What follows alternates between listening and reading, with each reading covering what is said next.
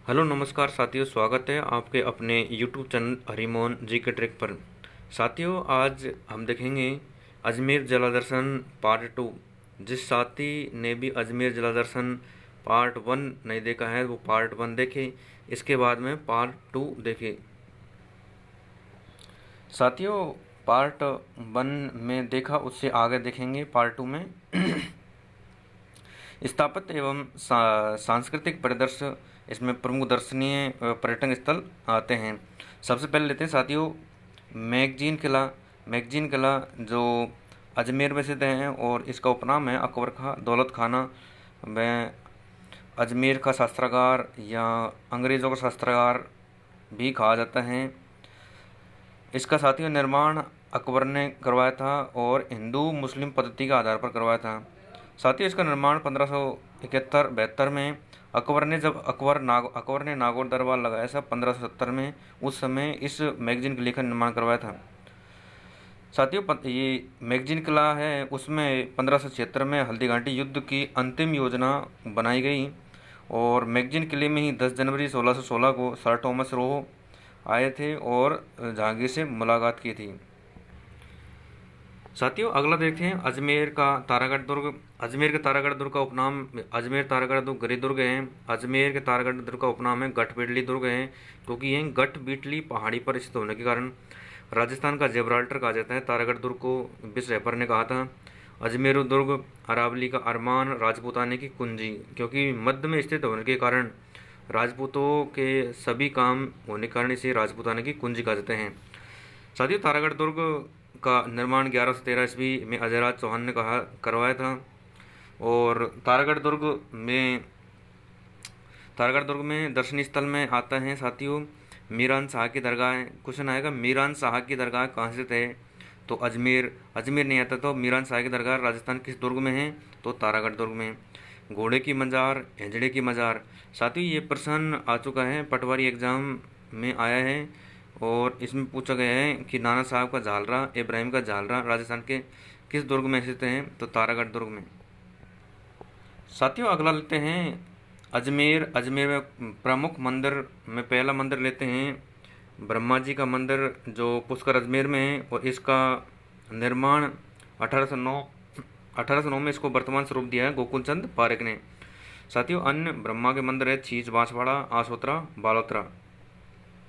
अगला आता साथियों सावित्री माता मंदिर पुष्कर अजमेर में है और राजस्थान का तीसरा रोपवे 3 मई 2016 को इसका निर्माण किया गया, इसका उद्घाटन किया गया। अगला मंदिर आता साथियों रघुनाथ जी का मंदिर, जो पुष्कर अजमेर में स्थित है। रघुनाथ जी का मंदिर भगवान विष्णु को समर्पित द्रविड़ में गोमुख शैली में स्थित है। क्वेश्चन आएगा राजस्थान में रघुनाथ जी का मंदिर किसको समर्पित है, तो विष्णु को समर्पित। कहाँ स्थित है, पुष्कर अजमेर में। साथियों, अगला आता है ब्रह्मा मंदिर है पुष्कर अजमेर में। अगला आता साथियों सोनी जी नसिया, ये महत्वपूर्ण है, इसमें से प्रश्न आता है कि इसे प्रथम जैन तीर्थकर भगवान ऋषभदेव को समर्पित हैं। भगवान ऋषभदेव का मंदिर है और सोनी जी नसिया निर्माण प्रारंभ किया मूलचंद सोनी द्वारा, जबकि सोनी जी नसिया के मंदिर को पूर्ण किया टीकम चंद सोनी इसके पुत्र के द्वारा और इसके बाहरी भाग पर लाल पत्थरों से बना होने के कारण इसे लाल मंदिर भी कहते हैं। तो सोनी जी नसिया का उपनाम है लाल मंदिर। साथियों, अब देखते हैं पैनोरमा अजमेर में कौन कौन से पैनोरमा हैं, यानी स्वामी दयानंद सरस्वती पैनोरमा अजमेर में है। क्वेश्चन आएगा स्वामी दयानंद सरस्वती पैनोरमा राजस्थान में कहाँ स्थित है, तो अजमेर में। संत नागरीदास पैनोरमा किशनगढ़ अजमेर में। किशनगढ़ अजमेर में संत नागरीदास पैनोरमा स्थित हैं। निम्बार्काचार्य पैनोरमा सलेमाबाद अजमेर में। निम्बार्काचार्य ने निम्बार्क संप्रदाय चलाया था। अब लेते हैं साथियों चित्रशैली। अजमेर की चित्रशैली में पहली आती है किशनगढ़ चित्रशैली। किशनगढ़ चित्रशैली को प्रकाश में लाने का श्रेय एरिक डिक्सन, फयाज अली। ये महत्वपूर्ण प्रश्न है कि किशनगढ़ शैली को प्रकाश में लाने का श्रेय किसे दिया जाता है, तो एरिक डिक्सन और फयाज अली। किशनगढ़ शैली का शासनकाल नागरीदास सामंत सिंह के शासनकाल को, यानी किशनगढ़ शैली के नागरीदास सामंत सिंह के शासनकाल को किशनगढ़ चित्रशैली का स्वर्णकाल कहा जाता है। प्रश्न आएगा किशनगढ़ चित्रशैली का स्वर्णकाल किशनगढ़ के किस शासक को कहा जाता है? नागरीदास सामंत सिंह, इसे कागजी शैली भी कहा जाता है। अगली आती साथियों बनी ठनी, इसका चित्रण सर्वप्रथम 1778 में निहाल चंद ने बनाया था।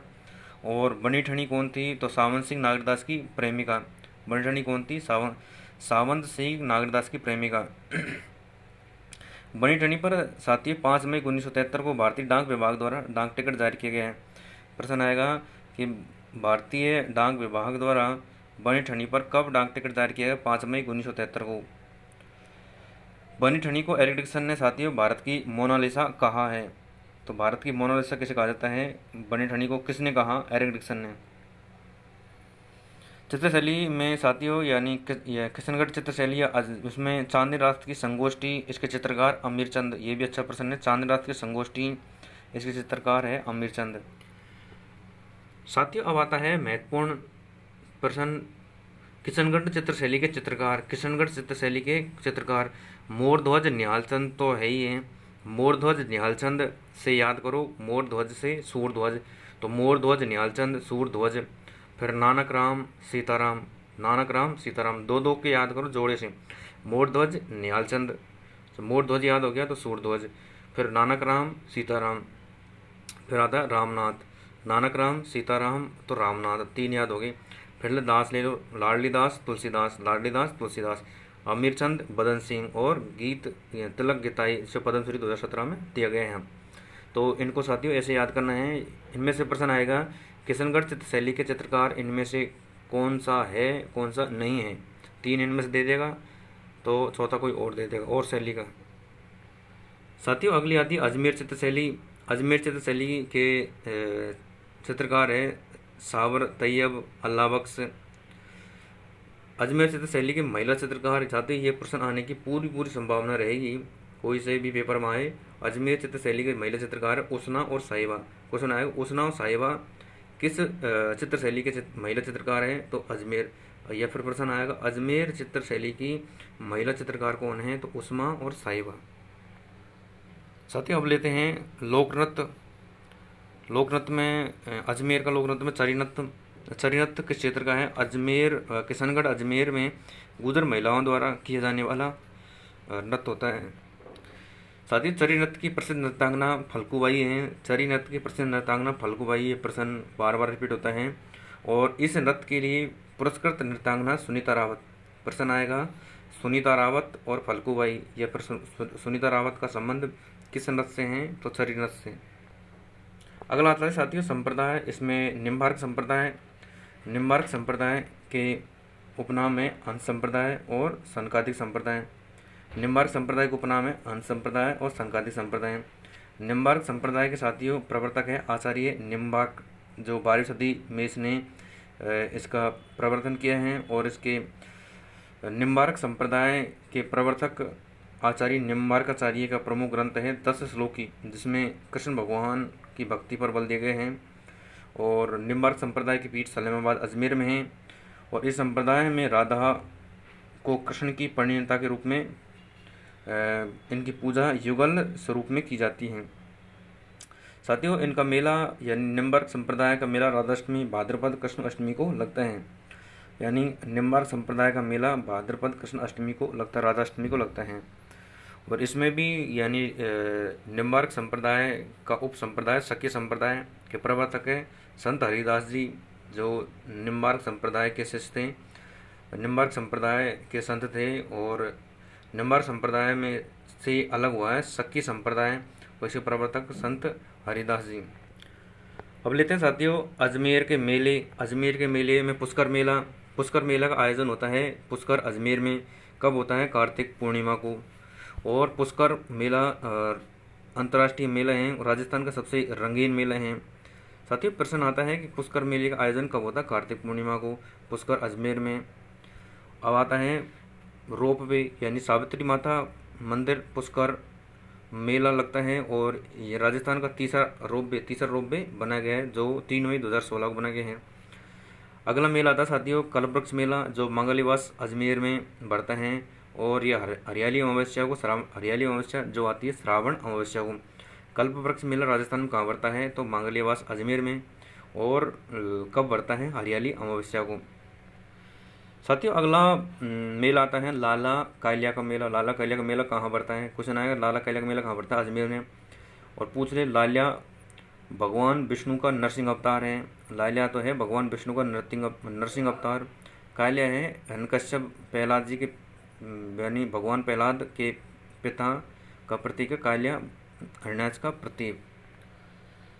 साथियों अब देखते हैं अजमेर में उर्स कौन कौन से लगते हैं। ख्वाजा मोइनुद्दीन चिश्ती का उर्स, जिसे ख्वाजा मोइनुद्दीन चिश्ती को गरीब नवाज के नाम से जाना जाता है।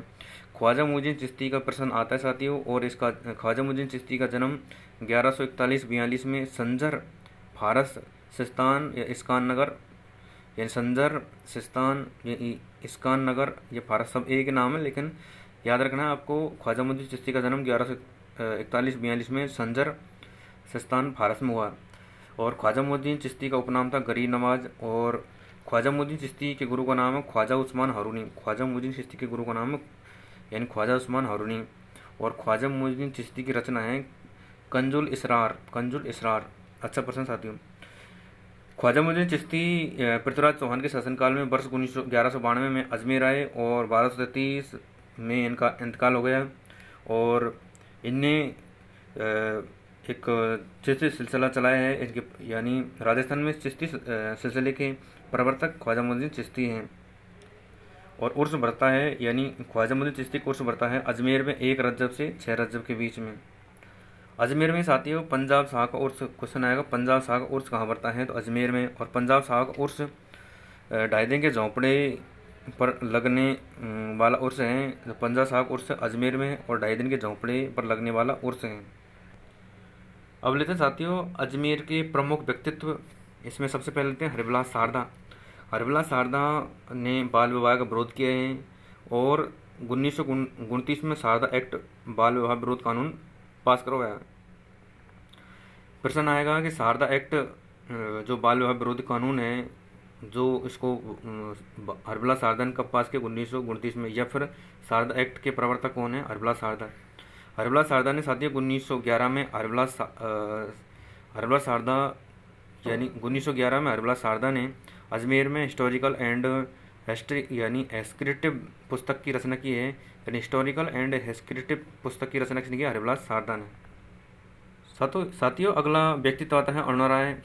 अरुणा राय अजमेर की प्रसिद्ध सामाजिक एवं राजनीतिक कार्यकर्ता थी। अरुणा राय अजमेर की प्रसिद्ध सामाजिक एवं राजनीतिक कार्यकर्ता थी और इनका कार्य क्षेत्र अजमेर में सूचना अधिकार आंदोलन संबंधित हैं। अरुणा राय राजस्थान की प्रथम महिला है जो रेमन मैग्सेसे पुरस्कार प्राप्त करने वाली राज्य की प्रथम महिला कौन है? अरुणा राय। और तलोनी अजमेर में सामाजिक कार्य एवं अनुसंधान केंद्र की स्थापना की है अरुणा राय ने। अगला आता साथियों रामकिशन सोलंकी, जिनका जन्म पुष्कर अजमेर में हुआ है और राजस्थान के प्रसिद्ध नगाड़ा वादक या नगाड़े का जादूगर किसे कहा जाता है? रामकिशन सोलंकी। इनका जन्म पुष्कर अजमेर में हुआ है। अगला व्यक्तित्व आता है साथियों गुलाबो। गुलाबो का जन्म कोटला अजमेर में 1969 में हुआ है और गुलाबो कालबेलिया नृत्य की प्रसिद्ध नृत्यांगना हैं और कालबेलिया नृत्य को 2010 में यूनेस्को की विश्व विरासत सूची में शामिल किया गया। ये प्रश्न साथियों बार बार आता है, कालबेलिया नृत्य को विश्व विरासत सूची में कब शामिल किया गया? 2010 में। अब देखें साथियों आयोग अजमेर में कौन कौन से आयोग? राजस्थान लोक सेवा आयोग आरपीएससी की स्थापना 22 दिसंबर 1949 की गई और इसका मुख्यालय घोघरा घाटी अजमेर में है। साथियों इनकी सारी डिटेल एक अलग वीडियो में लेकर आऊँगा। और अभी तो ये देख लिए मुख्यालय और इसकी स्थापना कहाँ हुई है, कब हुई। अगला आता साथियों माध्यमिक शिक्षा बोर्ड आरबीएससी, इसकी स्थापना 4 दिसंबर 1957 को हुई है, इसका मुख्यालय अजमेर। और आयोग राजस्थान राजस्व मंडल अजमेर, इसकी स्थापना 1949 में। साथियों ऐसे शॉर्ट टॉपिक्स देखने के लिए हमारे यूट्यूब चैनल हरिमोहन जी के टिक को सब्सक्राइब करें, शेयर करें, कमेंट करें। धन्यवाद।